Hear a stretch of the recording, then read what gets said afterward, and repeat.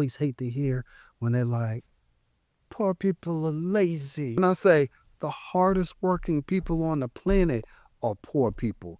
They work 2, 3 jobs. They're always working. The problem is that they're not in the right spaces or don't have the credentials or the education or whatever it is or the opportunity to have better. Side gig is different than, in my mind, someone that is working 3 jobs. Yeah. Like it sounds different to me. Like someone working 3 jobs and has 2 sides. It's so whatever works for you. You should not have one stream of income At all. And I know my mom used to always tell me, don't wait on money.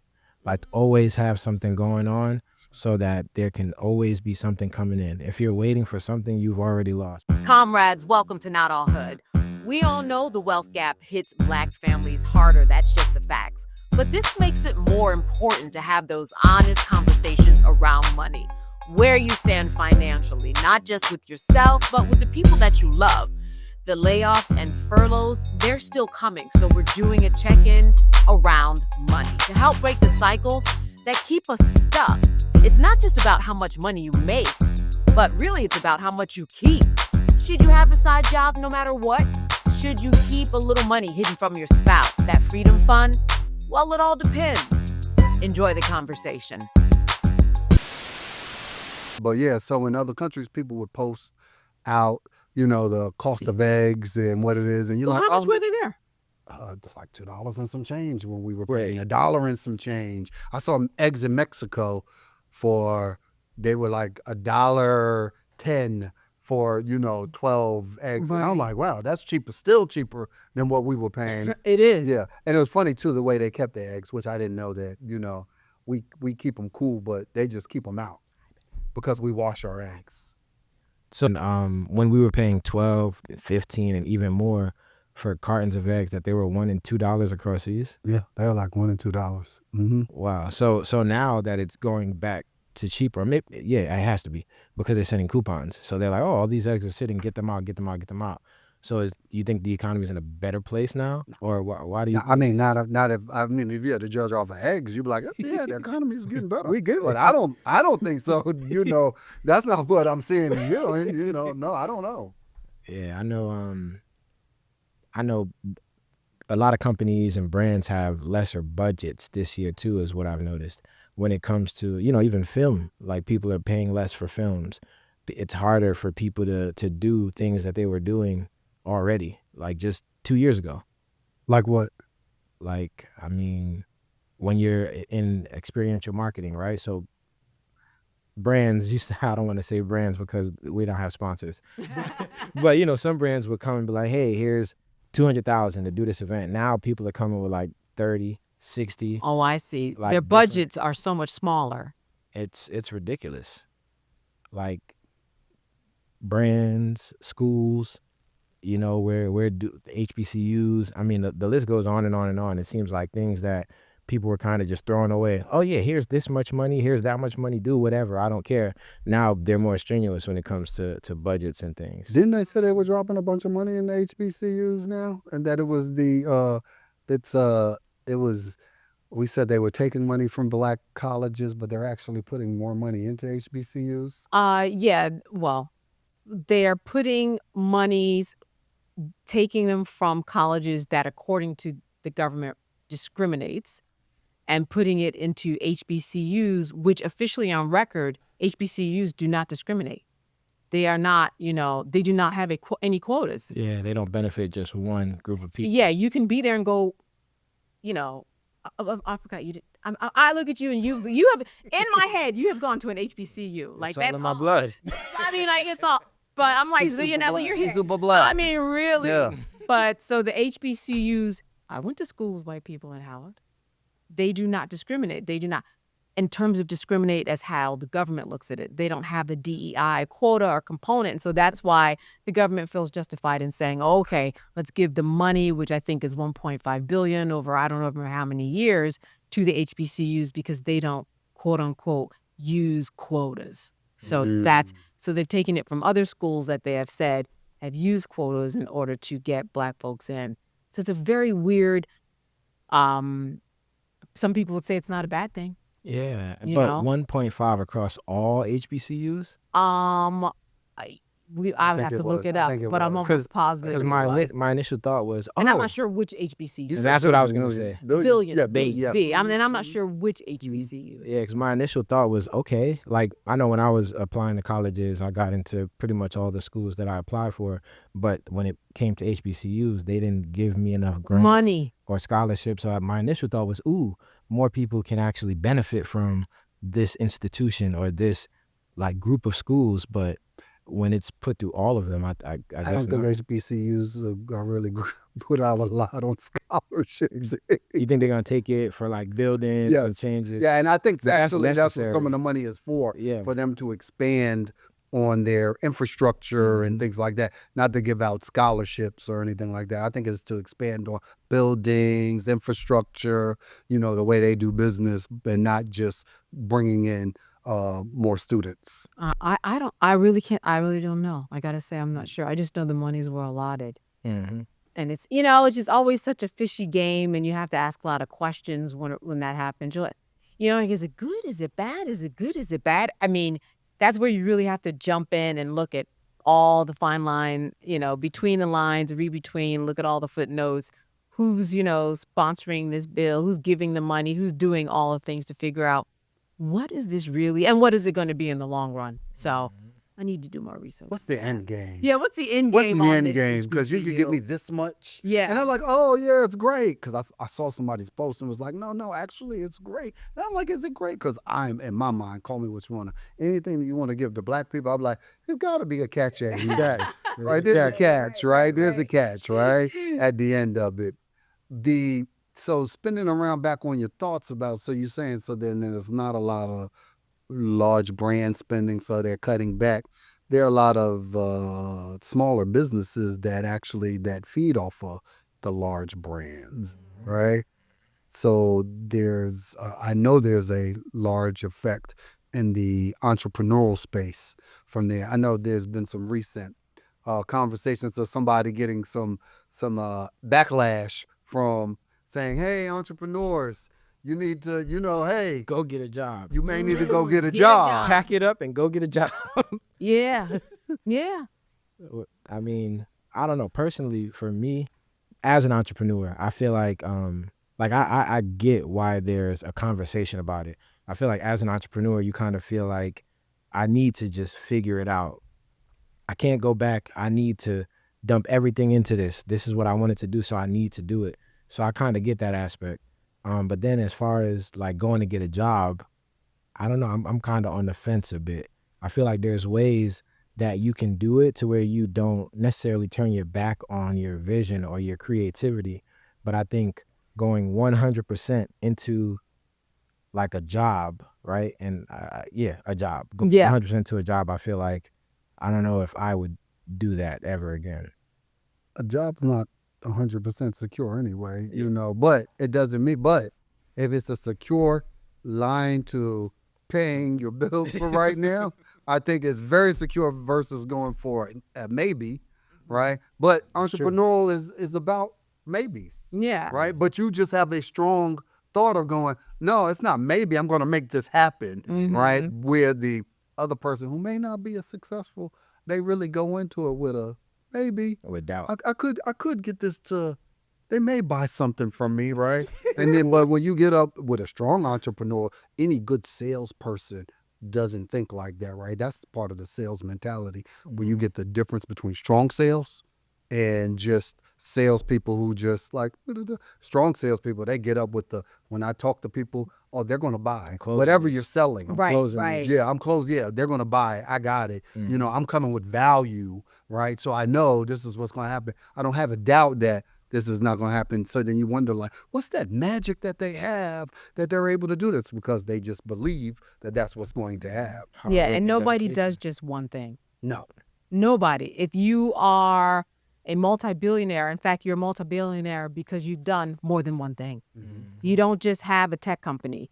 You have a tech company, you have a space rocket company, you have a car company, you have a company where you're investing in is investing in properties. Then you have a company, that same company can start a music label. That same company is going to start merchandising based upon its product.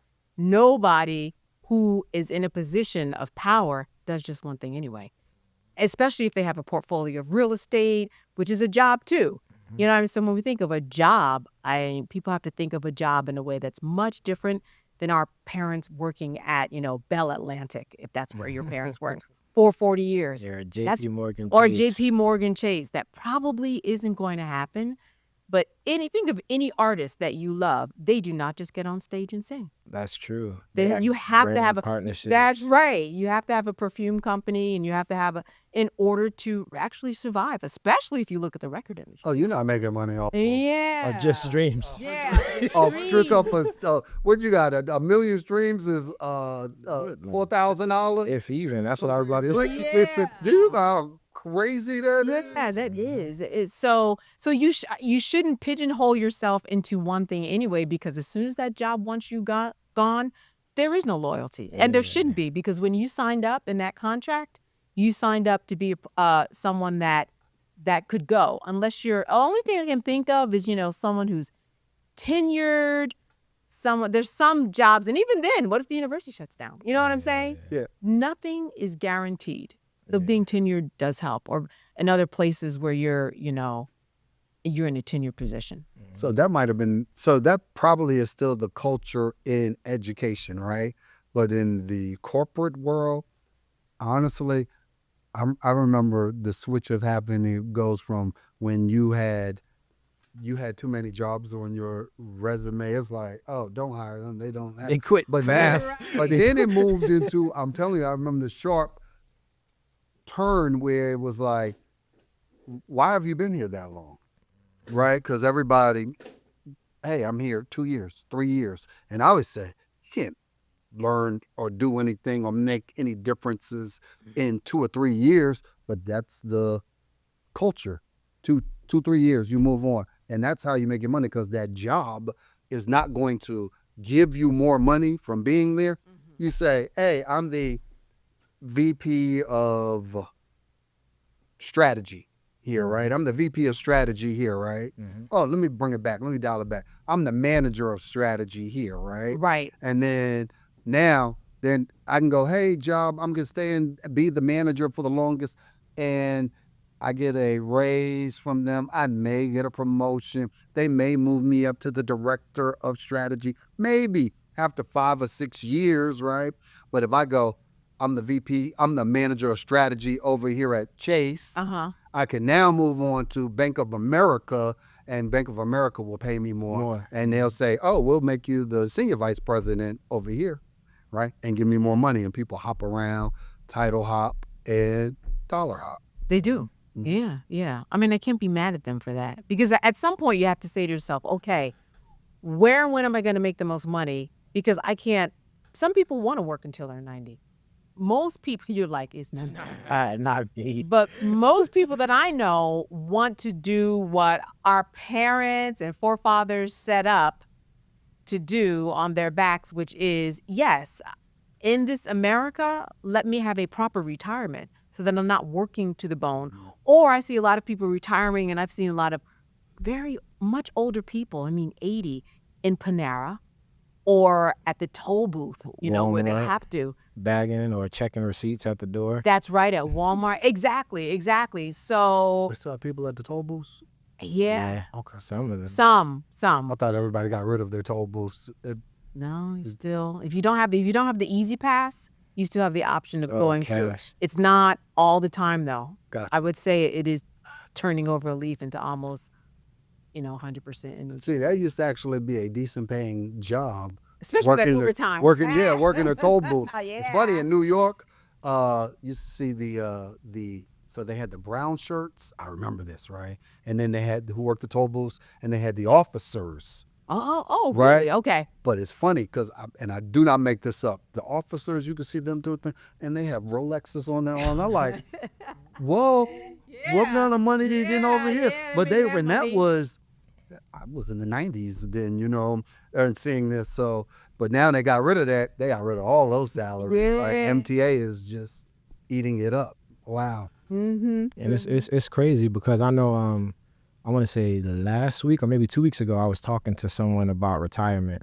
I was at the car wash, hand car wash, getting my car washed. Me and this other person, older person, was there, and I don't know. I just felt like asking, right? Like, Yeah. what does that even mean? Yeah. Because I think, like I told you guys the other day, I've been thinking about what the end goal is. What's what's it that- look like? Where are you gonna be? What does that Yeah. even mean?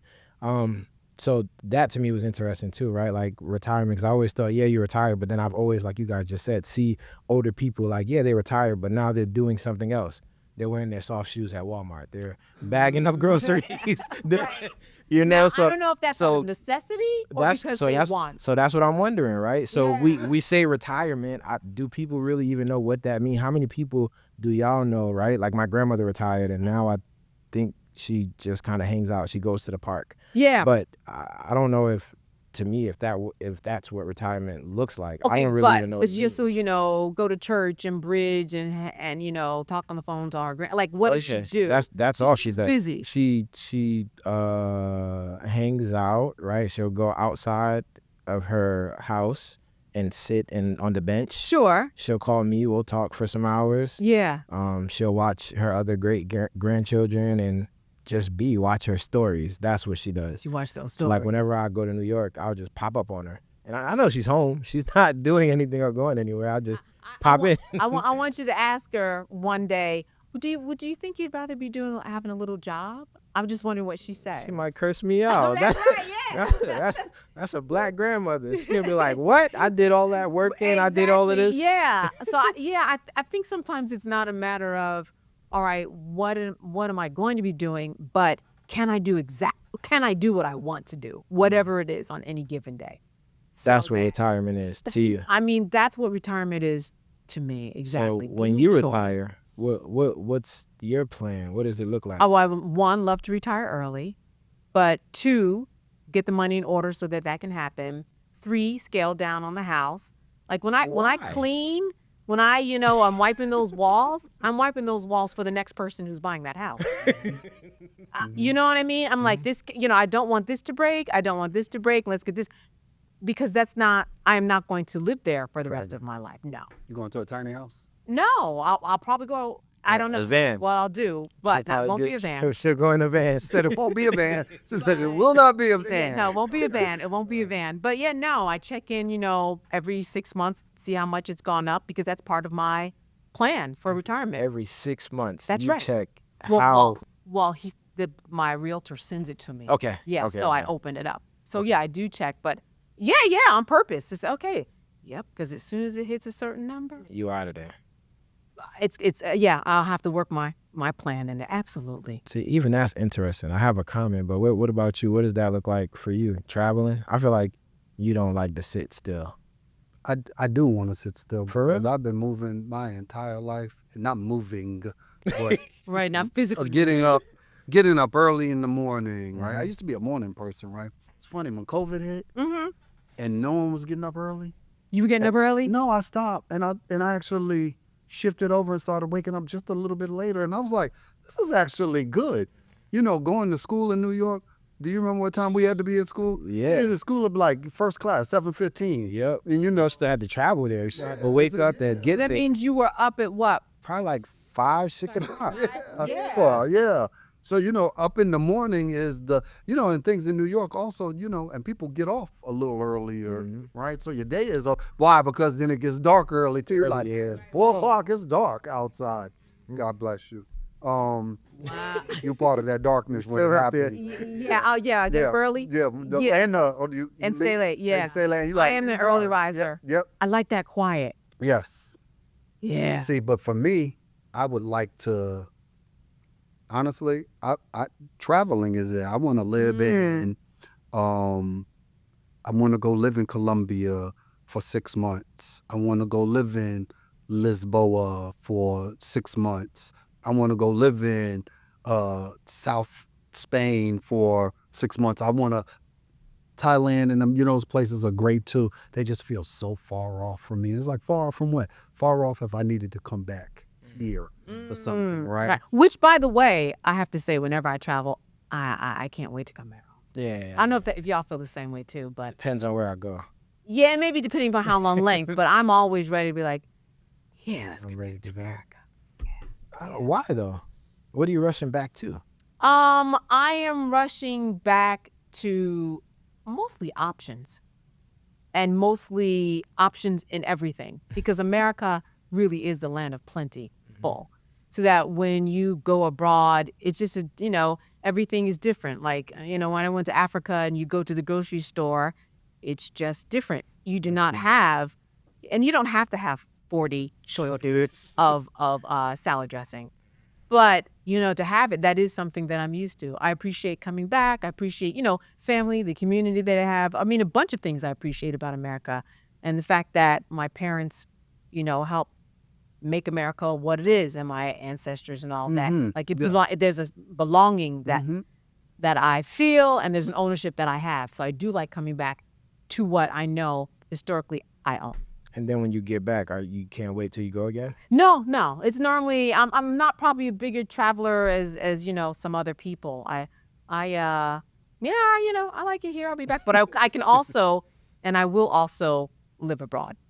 Yeah, and that's more than just plans at this point. I will be living abroad. Yeah. Yeah, that's where I'm at too. Yeah. When I look at some of those things, but sometimes when I look at some things, I'm like, you gave up your citizenship? I was like, I don't know if I could give up my U.S. citizenship. That is Yeah. and maybe it could be, but just like that's a stretch for me. It's like, I'm a U.S. citizen, regardless, right? Yeah. It's like being black, and we put ourselves outside of being black. First and foremost, we are Americans. I'm American, right? Good, bad, ugly, right? We help, like you said, our people help build this. You know what I'm saying? Yeah. So I hold to that. So when I you gave up your citizenship, I don't know if I could go that far, but I could live in I am going to live in some other places and experience the world longer than 2 weeks. Yeah. No, definitely. So are y'all learning other languages to prep to be there? Oh no, we're going to. You don't have to know. You don't have to. You're just gonna speak English? Yeah, they speak English, and and they have. I mean, I'm pretty. Listen, I mean, but the problem is people don't know any of my plans, so that's why I'm like, But I know that I'm going to be living abroad, but not for like half a year, but for some period of months. Sure, when the time comes. And I want to be in. That's why I want to go for it, because I want to be entrenched. I want to come back and be like, I have my friends here, and these are my people here. And yes, to answer your question, yes, I used to get up and teach myself Portuguese every morning. Spend 30 minutes every morning teaching myself Portuguese. Nice. Yes. Don't let me tell you. Don't ask you about the Hold language. on, no. It was funny because when I went to Cape Verde and it was time to and the people and then I was getting shamed, right? Because people like, you don't know your language. You don't speak speak Creole. I'm like, and they're like, and give me that look, and I was like, did you try to shame me? But What I can read it. They speak in Cape Verde? Creola. Oh, Creola. Yeah, Which is a cousin to Creole? It's the first Creole language, right? So it's Portuguese, though. It's a Portuguese Creole, but it's the first Creole language. Okay. Yes. And so you speak some. I can. How do you Right? say hello? Say something. Uh, Say one line, your favorite line. bon dia. Also, it's like in- bonjour is like a little bit kind of married of French at all? Or No. no? No, it's it's more Spanish? No, you would say that, but if you know Spanish, you can identify a lot Certain of words, Portuguese yeah. words. For me, it made it easier because I know some Spanish, right? Yeah. So I can identify and go through it made it easier. So there are so many similarities, right? But words pronounced the same. No, some words are different. They're just pronounced different. The language sounds different. But even the Portuguese countries are a little different because in Brazil it sounds different than it does in Portugal. Portugal, it almost sounds German, right? You know what I'm saying? And then in Cape Verde, it sounds almost Italian to me, right? It gets that the way they speak the language, The dialect. feels that, yeah. So yeah, I used to get up every morning, and teach myself. I'm rusty now, but when I went over there, I was able to read through things, understand things. When I could sit there and listen to people talking, I go, oh, I know what you said. Or at least I got. You said 10 sentences. I got like Pick one or out two. How 10 words to separate arrows. Yeah. It's like Yeah. broom. Okay. Yeah, and it's funny that you guys said like you have that affinity back here. Yeah. I don't know. I'm gonna have to let you guys know the next time I travel. Which If you it's like gonna want to be get same. back. Yeah. Because from what I recall, and I was just somewhere I feel like in May, but I just don't remember if it's like, oh, I need to go back home. I need to go back home. But oddly enough, I feel that way about New York. Yeah. More than anything, I feel that way about New York. With like, oh, my friends are there. That you need to go family back is to New there. York City. Yeah. And not when I travel. Even here, when I'm here in Atlanta sometimes, it's like, man, I can't wait to go back and see my grandmother. I can't wait to just spend some time with my cousins, my little cousins. Those roots. Yeah. Yeah. Like So- is there a sense of ownership that you have, and belonging that's unlike any other place, right? I don't know. I feel like All right. Yeah. Like we have to check in I on you have on to this see. trip. But I know when I go to New York, I definitely I don't know. I just feel at home. I guess that's it. I feel at home. Mhm. Like I feel like I feel light. I'm just walking. I'm just being, and maybe that's the difference. Here in Atlanta, I drive everywhere, so there's no sense of just walking and just being. It's and like a little connection to the ground as you walk, and everything that you see is close up and you take in, I think that's what and the people, Because you are right there. You walking.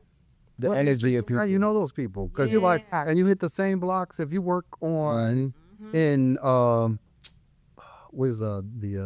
if you work in the middle of Manhattan, right? Oh, You work Times in Square. Times Square. Yep. Let's say you work in Times Square. Or I'm about to say Rockefeller Center. Yeah. If you work in Rockefeller and you get off the train and you see the walk same through, people. you're gonna see those people. Yeah. And if you have to walk to the train station to get to the train, wherever you live, Brooklyn, Queens, whatever, take the bus. You see those people and you have a connection to those people. That's You're like, true. that's community. You don't get that same Down feeling here, Yeah. right? Right. You may not even know your neighbors here, right? You may know a couple of your neighbors.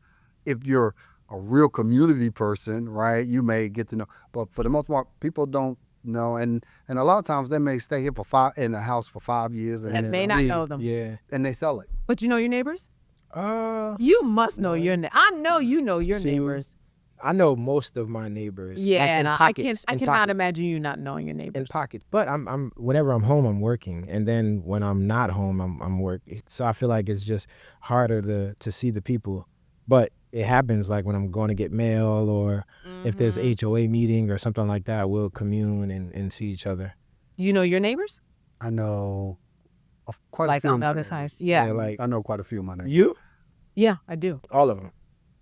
I know a lot of I live on a very small block, so yes. So you know everybody on your block. Yeah, I mean it's very small. Yeah, it's a very small block. It only has 6 houses. Oh, You cross over and opens up, but that's just If we had a 6-house block, Oh, I know. you probably know 2 of your neighbors. Yeah, you might know the one, maybe your next neighbor here, but if you're the last house, you might not know anyone. And plus the neighbors, they have this large outdoor area, and they'll roast a pig, and they'll do stuff where I'm like, what do I smell? I was Do like, you go out there? yes, I was like, I've got to know those.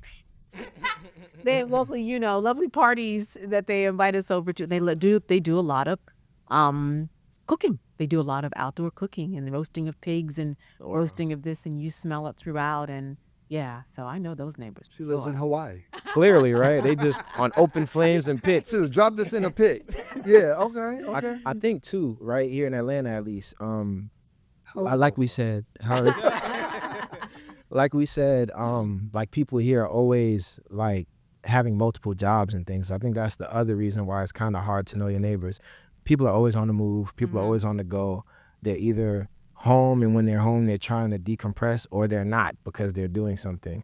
So I think for that reason too, as we were talking, I thought about the neighbor that literally lives right next door to me. It's rare I see him except maybe when he's cutting his lawn, and then we'll catch up. Wow. So I think that's the other thing. I don't know. I feel like in New York, at least when I was there, people have their job and that's it. There's not as many entrepreneurs because it's like you have to do so much, or you have to be super concise on what you're doing in order to afford to even be there. Yeah. Well, when I was younger in New York, there were a lot of entrepreneurs. You could just go to the corner, there'd be corners full of entrepreneurs. So things must have changed. Entrepreneur in the same In thing. New York, yes. It's great. But that happened right after, like, you know, that around the 90s and, well, at least 2010s, that ceased to exist as much. Mm-hmm. And it was more like, no, you need a job. When things started getting more expensive, I think is when it happened. Gotcha. Where it's like you kind of have to get a job. But then at that point, when you have your job, you're only making enough to pay for your rent. Right, to And live. then, God forbid, you have a child or something. Now you need a roommate. And then if you have another child, you need another roommate. Oh, no. Right, You right. ran out of roommates. You need to move back in with mom, dad, or granny. Like, I've repeatedly said that same thing to kids. And I've said, because I always hate to hear when they're like, poor people are lazy, da, da, da, da, da, da. And I say, the hardest working people on the planet are poor people. They work 2, 3 jobs. They're always working, right? The problem is that they're not in the right spaces or don't have the credentials or the education or whatever it is or the opportunity to have better. But poor people I've always known to, like, they work a lot of, they're hard workers. Mm. I think that New York City is one of those places, though, where people want to live there so badly that they're willing to sacrifice anything, when the truth may be, and I think you said this the other day or yesterday, that maybe you just can't afford that and that you need to be living someplace else. Now, I know that's easier said than done, and people have communities and, you know, built-in support systems and things of that nature. But sometimes that might be the case, that maybe you just can't afford it, which is why, you know, I'm not living in Los Angeles or I'm not living in New York City. In fact, I think it would be great to live in New York City, but Would you live in New York? yeah, I would. Okay. But I'm not going go there. see some plays and stuff You like know that. me, Yeah, I'm every like, day. I'm gonna She'll be there every day. She's down at Broadway every day. Everybody knows Candace on Broadway. Right, but would it really make sense to pay, you know, $12,000 a month to live there, just to say I live there? and then all you'll have is this space right here, this small room right here. That's right. Which is crazy. Somebody was like, I thought I heard a quote of what a basement apartment costs. I'm like, what? It was some crazy number. I can't remember. I'm not going to quote it because I don't remember it. But still, anybody who knows the cost on basement apartments, In New York post City.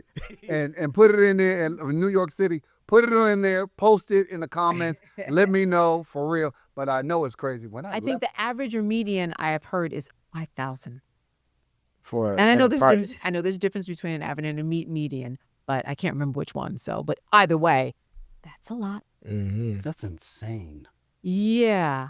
Yeah, because after taxes, you know, you're going to have to bring home. I mean, it's a lot of math that is not mathing, as they say. At all. Not to live in New York City. Yeah, because that means $5,000. You really are have to make what, $7,500 or or $8,000, because that's most of that taxes. You have to make that in order to get that $5,000. But then you have to 'cause make this- 3 times your apartment, No, whatever that's not your in rent. New York. In New York, they want, I don't know now. 3 months of rent. They want want 3 3 months rent because they want first month, last month, and security. Yep. Okay. But even years ago, that used to be a lot. So it's like Yeah. when you're asking someone, oh, it's going to be $1,500 a month to me. So before I can go in this door, I got to have $4,500. That's a lot. And a lot of people don't have $4,500 of Just save. savings that they could just go, I got to move $4,500. Now, I do think it would be different if I was owning. You know, In I New York? would pay that much to own, That's true. but not to rent. It's But the even renting that- thing. It's the renting thing. Even that Yeah, house even that, in New but you York know isn't that. big. 5,000 a month. No, that's not. Yeah. Oh, yeah. I don't know where you're living for $5,000 a month I for a don't know, house. 11 for like you 5,000, and I wouldn't. You not- still in somebody's basement. Yeah. It's small. Candace owns the basement. And 2 other people own this. You're right. Yep. You're right. You know, 5,000. Yeah, it wouldn't be a house. Yeah. Our house was our house was split, like, so owned the whole house, but then we rented the basement. We were on the middle floor, and then rented the upstairs. In Queens. Yep, but basement had everything in the kitchen, bathroom, yeah. all that other good stuff. middle floor, and then upstairs had kitchen, bathrooms, all that other good stuff. So They all had their own entrances, or you got they to all had their own entrances. So it's like a 3-family house. Mm-hmm. See? Hmm. Mm-hmm. I thought it was one of, like a brownstone, where you kind of still see everybody. Oh, right, exactly. You Unless you live come in the out basement. unless Yeah. you're in the basement. You have And your they own have that entrance. entrance. Mm-hmm. Wow. Whoever has a brownstone, you're good to go. Man, in New York, there was like downtown Brooklyn, after they put Barclays Center there, they were offering people over $1 million for their brownstones right downtown Brooklyn. Yeah, and now it's even more. I can imagine. That's a shame because now we're priced out of areas that we lived in forever historically. Yeah, Yeah, that's sad. that is. Now we can't end on that note. Wait a minute. I'm wait a sorry. minute. Yes. Well, we were talking about the state of the economy. No, we That's- were. That's kind of where we are. But then again, the takeaway too is side gig, y'all. Yeah. And I don't know if it's a side gig, if it's another job. People call it a different thing, and I Yeah. think that kind of identifies how you feel about it. Side gig is different than, in my mind, someone that is working 3 jobs. Yeah. Like Yeah. it sounds different to me. Like Mhm. someone working 3 jobs and has 2 sides. It's so whatever works for you. You should not have one stream of income. At all. And I know my mom used to always tell me, don't wait on money. Like, always have something going on so that there can always be something coming in. If you're waiting for something, you've already lost, because what happens, like you said, if something happens, company shuts down, that, like, you know what I mean? So just multiple, my mother was a serial entrepreneur. So yeah, I 1000% agree with that. Which goes back to where we started from. Eggs in a basket. Exactly. Don't put all your eggs in one not. basket, Right. All your eggs in one basket. no matter the price. All right, that's it for this episode of Not All Hood. We appreciate you listening and joining in the conversation and just being a part of it all. We want to hear from you. Drop your thoughts in the comments, share this episode with a friend, and let us know what resonated with you. There's a lot of you guys ordering merch. Please, please, please send us a pic rocking your merch, and we'll feature in some upcoming posts. And thank you, community, for being a part of this. We see you. All right, also make sure that you subscribe to us on YouTube, on Fanbase, on Instagram, and really do that to stay locked into all of our future episodes. Be sure to support the movement. Grab your merch at www.notallhoodmerch.shop. Every purchase helps us keep the conversation alive. We've got some powerful conversations coming up, so don't miss next week's episode. Thank you guys for joining us. Now,